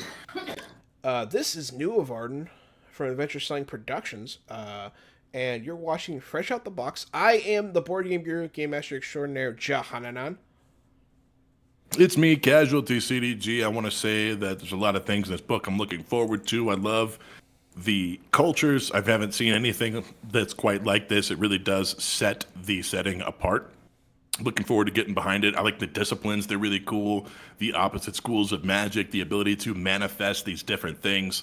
I'm looking forward to playing in this world and seeing what it's all about and touching this system. The D4 system, not something I'm used to, but I'm looking forward to it. I'm looking forward to playing, looking forward to building, and can't wait to get my hands on Nuovarden. I'll definitely be spreading the good word, and I can't wait until we get it started, whether it's next week or the week after. And I'm probably going to play the Ixie. I'm pretty sure I was drawn to that one. I'm pretty sure that's what's going to happen here. That's a pretty cool one to play. Real quick, you brought up a good point that I failed to mention. A lot of times you'll see like these indie games come up, and sometimes it's like, man, that's pretty much this game. That's pretty much that. Like it's their derivative. Their settings are very similar to each other. This game, at no point in reading its system, any of the rules or the mythos or the races, did I feel I was reading something else. This is very unique. So if you want a truly one-of-a-kind TTRPG, I think that's what we're holding here. So Yeah, I think like, and again, my TTRPG knowledge is more limited than y'all, but to combine the first thing I ever played, which was Wild Sea, which was a very loosey-goosey rule system that was really up to DM player interpretation. This has a lot of that, but with enough rules to give it structure, but not so much that it's like D&D where it's super crunchy and super specific in what you can and can't do. It seems like a really good balance between the two ideals. I'm super excited. I'm glad to be back on the stream with my bros. excellent. What do you got going on? Where can we find you? I know you have a lot of projects actually going on. So I be on Instagram at King Keon, and then you can find my music streaming everywhere on Keon. If you happen to live in Los Angeles, I'm going to start having a lot more shows out here soon. But everything's kind of, we're on a simmer. Got a lot of stovetop space simmering right now. it's a good place to be, man. Good place to be. Yeah. But yeah, once again, everyone, thanks for watching. Stay tuned for more Fresh Out the Box coming to you soon, and we love you. Stay fresh.